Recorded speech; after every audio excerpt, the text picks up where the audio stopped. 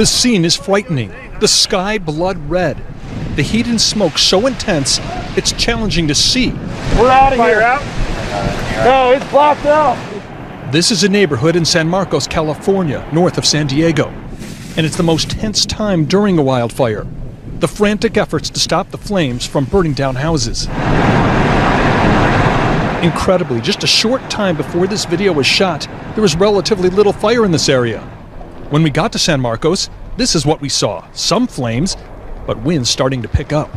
The flames and the winds spread the ashes and embers, and that's what makes the fire spread. This area right here, 10 minutes ago, nothing at all. Now we're seeing the smoke and the flames start to form. It's very likely that within the next couple of hours, these trees, this vegetation, will be gone. Right down the hill from where I'm standing here in San Marcos, California, which is northeast of San Diego, this is the Cal State San Marcos campus. It's been around for a quarter century. It has now been evacuated. They are hoping that the fire does not spread down there. And in this area, within a 5-minute walk, there are hundreds of homes, businesses, condominiums, and lots of people. Choppers swoop in, dropping water in the 99-degree dry heat, 30 degrees higher than normal May highs in San Diego County. But then trouble. The winds continue to increase. The fire is getting bigger. It's moving closer to us and moving closer to the houses in the neighborhood. The firefighters we're talking to are getting quite concerned. It's scariest at the moment with the fire now like 100 yards from the homes, and I worry about the embers jumping into the grass next to the homes. It's frightening. It is, very. And then we see a bizarre spectacle of nature, a fire tornado, a whirlwind of smoke caused by the turbulence of the wind and the intense heat. Seconds after we see it, the fire starts blazing in new spots. We got to get some lines around the structure. Grave concern now as the flames are very close to the houses. And we've witnessed the fire gallop hundreds of yards in just a matter of seconds. More helicopters are called in, dropping water in the smoky haze. Fire personnel on the ground make sure they have an escape route if the blaze jumps again. The fire is still burning here, but it's nothing like it was before. This lush area has been destroyed, but the firefighters appear to have done a good job saving the neighborhood right next to where we're standing. An evacuation order remains in effect here, though. The situation's still way too volatile. The people who live here, well aware that their neighborhood could end up looking like this one on the other side of town. Well, fire crews in California say they're concerned that wind and drought conditions will keep fueling wildfires already burning in the state. Crews launched an aggressive attack on the so-called county fire yesterday. It's currently the largest wildfire in California and one of at least 60 fires burning in the country. Most of them are in the West. Firefighters from across California have come to battle this fire now in its 6th day. It's about 27% contained, but there are fears that high winds and shifting winds and triple-digit temperatures this weekend could make things worse. On fire watch this morning, Interstate 5 is back open right now at the Oregon-California border, where fast-moving wildfires have been burning. The Klamath fire, as it's being called, erupted near the tiny community of Hornbrook. The entire town has been evacuated, and earlier this morning, the 8,000-acre fire closed I-5 in both directions from Eureka to Ashland. Governor Brown has declared a state of emergency in Siskiyou County. Right now, the flames are only 5% contained. Authorities say they're gaining ground on the so-called county fire burning west of Sacramento, although some 1,500 homes are still under threat. Thousands of firefighters have been called in to battle the blaze, which has now burned some 86,000 acres of grass and brush. It's a little nerve-wracking because grass fires move so fast. Strong wind gusts, steep terrain, and dry vegetation are making the fight even more challenging. And it's a similar story further east, where wildfires are also burning in Colorado. The spring fire has consumed almost 100,000 acres and destroyed more than 100 homes. That fire is just 5% contained. So far this year, wildfires have destroyed some 2.5 million acres of land across the United States, more than the average of 2.3 million for the same time period over the past 10 years.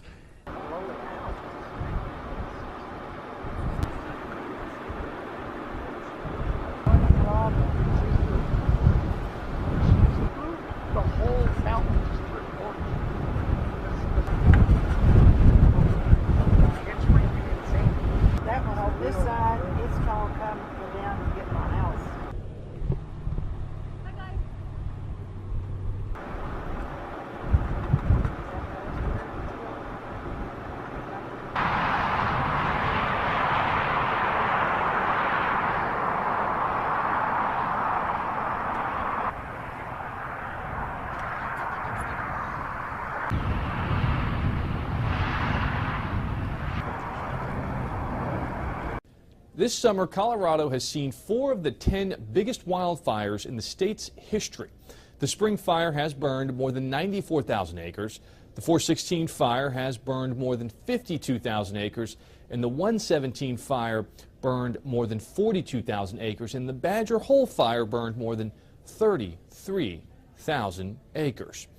The Spring and 416 fire will not officially be added to the list until they are declared contained. Now to those wildfires that are raging out west, the number is growing. At least 66 active fires are burning this morning, 8 in Colorado alone. You see those massive flames there, and ABC's Clayton Sandell is on the ground.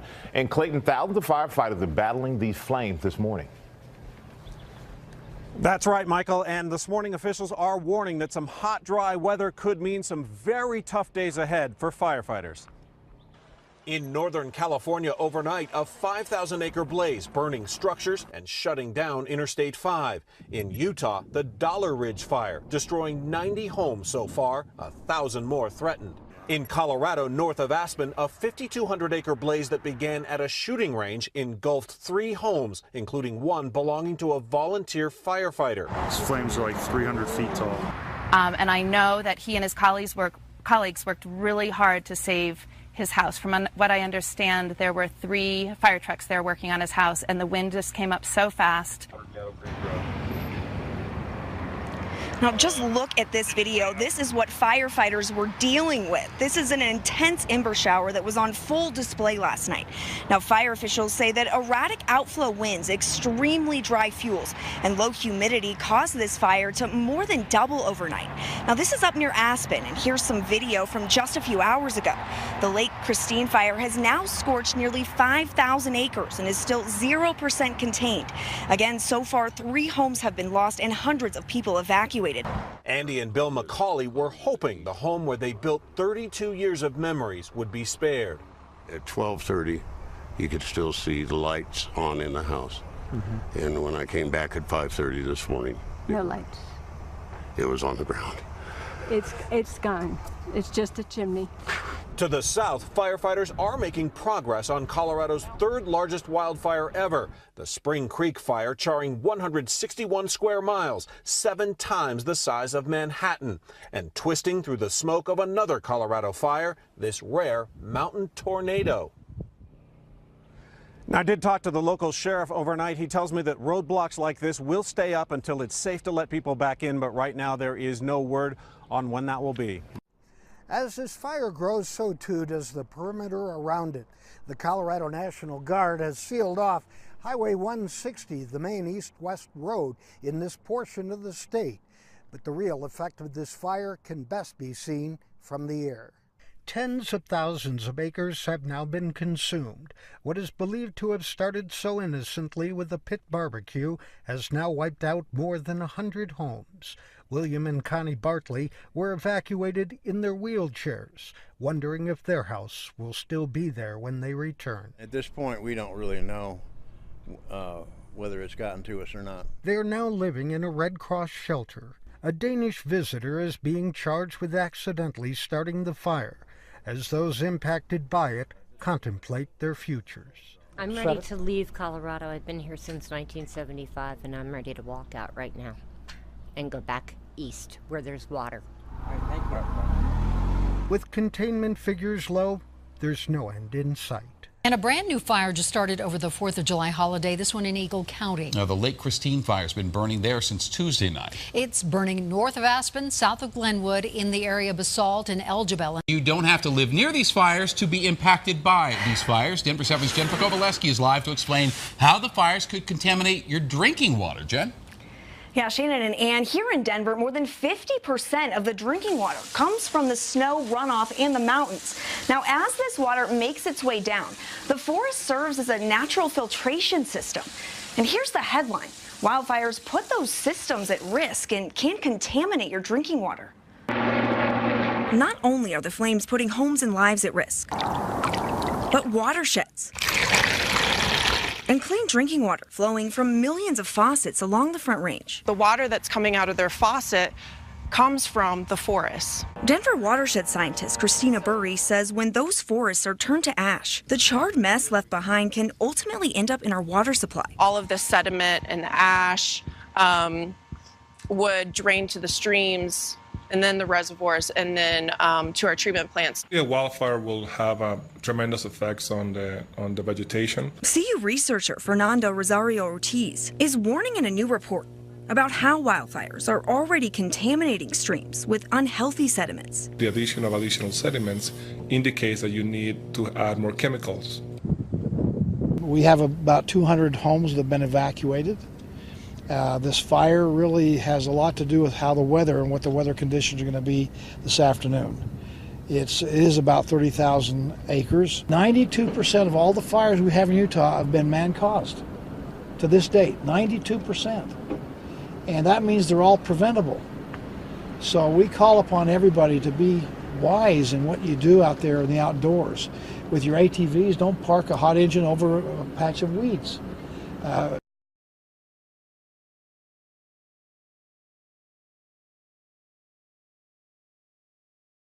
Only do a campfire in a designated campground.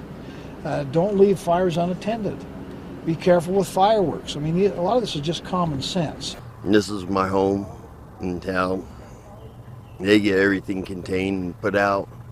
Now I'll go up to my property and probably end up buying another tent and having to rebuild again. Buy more tools and start all over. Blood, sweat, and tears, and years and years and years, and it's a beautiful place, and we just love it, and that this would be a disaster if we lose it.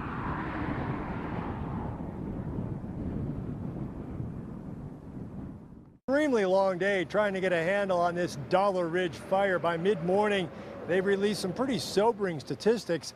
And keeping in mind that this fire only began Sunday afternoon, and within about 36 hours, it had already torched about 30,000 acres of land, both public and private, near Strawberry Reservoir, right on the Duchesne and Wasatch County lines.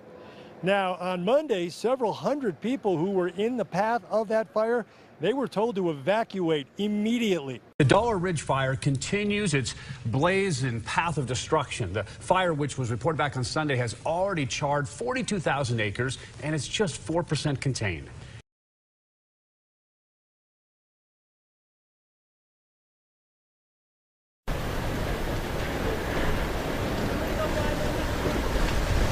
We came up from Lakeside. We heard there was a lot of horses stranded up here, so we came up from Lakeside and we called Bud up here and tried to do what we can to save these horses' lives out here. Let anybody through. Anybody. At first, nobody could come through. How'd you get in? We had to get an escort from the sheriff. Okay, so how many horses did you rescue here? 17, they said. 17 here, yeah. And you knew the horses were here, or you just took a chance? We knew they were here. We knew right where they were, yep. And we got to get here first. Okay, we had to wait in the Albertsons parking lot. So besides a love for horses, why? Why put your lives at risk? You know, you couldn't come up here and stomach seeing a horse burnt up. And just the thought, you know, better safe than sorry. And then besides sitting at home on our lazy butts, might as well get up here and help. There's probably hundreds of volunteers up here, but just on this 17 horse project, there's probably almost 30 of us, I'd say. What do you think about all these volunteers coming to help you rescue your horses? I think it's amazing. They're actually all, many people own these horses, and they're here helping evacuate too. These people are wonderful.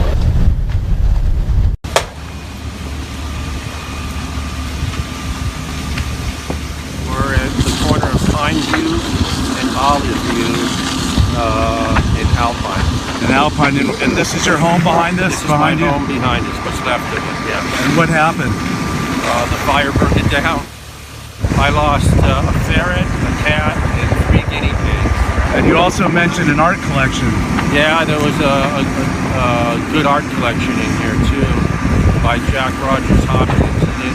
It